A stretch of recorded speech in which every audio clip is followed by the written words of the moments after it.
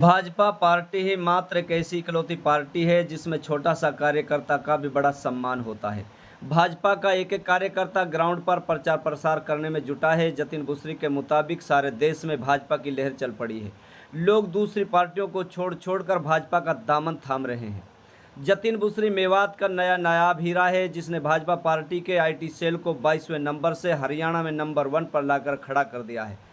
आज भाजपा का जिलाध्यक्ष नरेंद्र पटेल की अगुवाई में प्रचार प्रसार तेजी से बढ़ रहा है। जतिन बुसरी ने बताया कि फिरोजपुर जिला पंजाबी समाज ने पूर्ण रूप से राव इंद्रजीत सिंह का समर्थन ही नहीं किया, बल्कि जी जान से पार्टी के लिए काम करने में जुट गया है।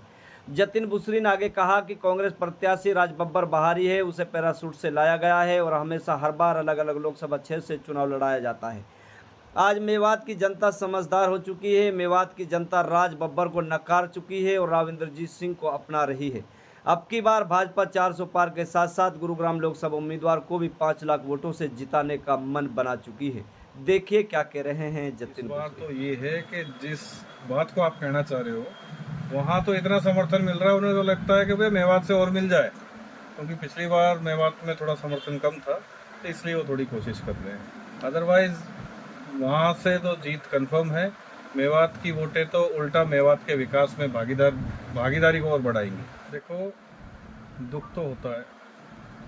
मान लो कोई व्यक्ति काम कर रहा है, आपके इलाके में बराबर से काम दिया जा रहा है, तरक्की दी जा रही है, नौकरी दी जा रही है और बहुत सारी परियोजनाएं चलाई जा रही हैं, उसके बावजूद भी अगर हम उनका समर्थन ना करें तो जाहिर सी बात है दुख होता है, और दुख कहना जायज़ भी है।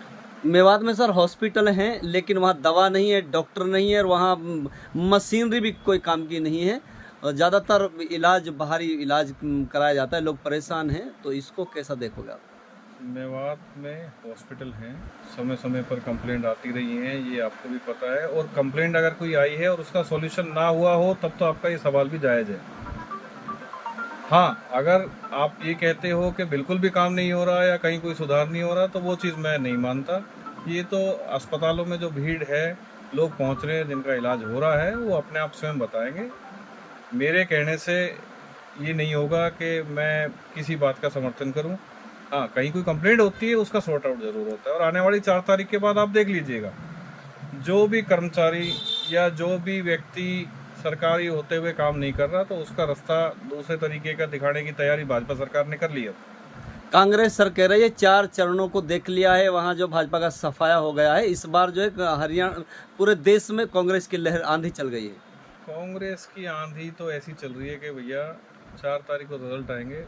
राहुल गांधी जी हो सकता है किसी नए देश में जाएं इस बार छुट्टियां मनाने, और हमारे यहाँ पे जो प्रत्याशी हैं राज बब्बर जी, वो भी अभी बात चल रही थी कि इसी रोड से उनको वापस भेज देंगे, तो वो भी रोड भी देख लेंगे कितना अच्छा बना है। तो कहने की बात है कि कितनी मेहनत कर लें, कितनी कोशिश कर ले कांग्रेस, या कितने जोर लगा ले, मेवात से भी भाजपा को बहुत बड़े मार्जिन के साथ इस बार जीत मिलने वाली है, ऐसा हमारा आकलन भी है।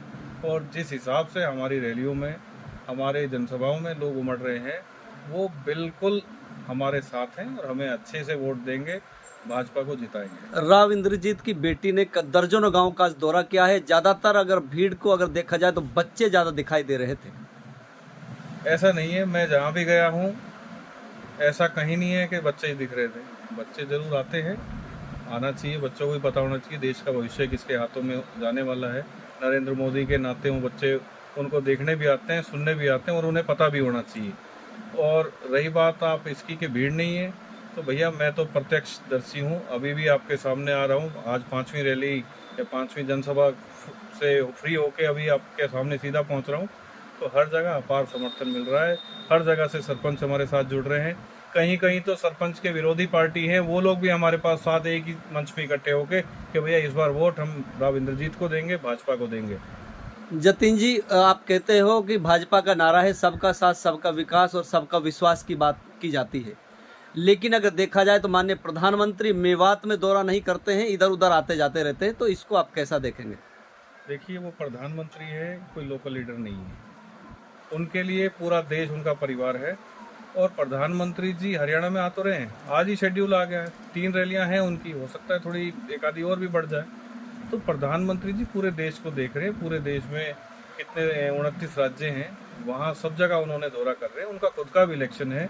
अब हर जगह प्रधानमंत्री को थोड़ी बुला सकते हैं। मुख्यमंत्री आए ना, मेवात की तीनों विधानसभा में आए, हमारे सारे लीडर मेवात के, इसके अलावा और जो स्टार प्रचारक है वो भी हमारे मेवात में आ रहे हैं। तो अगर मेवात के लोगों की मांग है प्रधानमंत्री आए, मोदी जी आए, तो मैं तो कहता हूँ मेवात की जनता से लाखों की संख्या में पूरे एक तरफा वोट डाल दें भाजपा को, प्रधानमंत्री भी आ जाएंगे। अच्छा, विपक्ष का कहना है कि जो है भाजपा के जो पीएम हैं नरेंद्र मोदी की अभी बात चल रही थी कि वो भोखलाए हुए हैं, मुसलमानों के खिलाफ तरह तरह के बयानबाजी करेंगे, भाई तुम्हारे मंगलसूत्र तक बिक जाएंगे। कैसा मानते हैं आप इसे? आप इस बयान को, आपके माध्यम से मैं ये कहना चाहूँगा कि जनता को पूरा सुनवाएं। इसमें कहीं पे ऐसी बात नहीं कही गई है कि कहीं मुसलमानों का विरोध हो।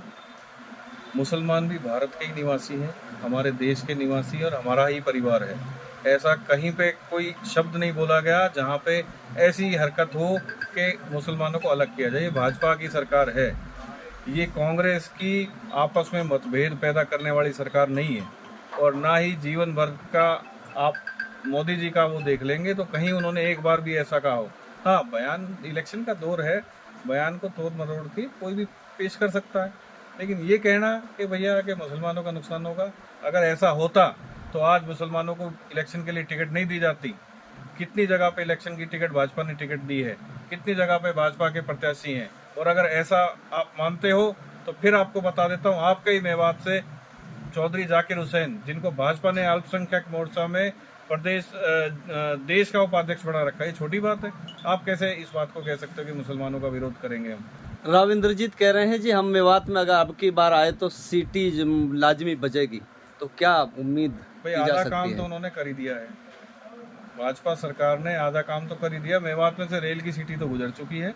हाँ, उनके प्रयास रहेंगे कि जो फिरोजपुर जिरका गुड़गांव होते हुए और फिरोजपुर जिरका अलवर वाली लाइन की जो बातचीत चल रही है, वो उम्मीद है अगर कहीं फिजियोलॉजिकल रिपोर्ट सही हुई और कहीं कोई ऐसी सिस्टम बैठ पाया तो जरूर होगा।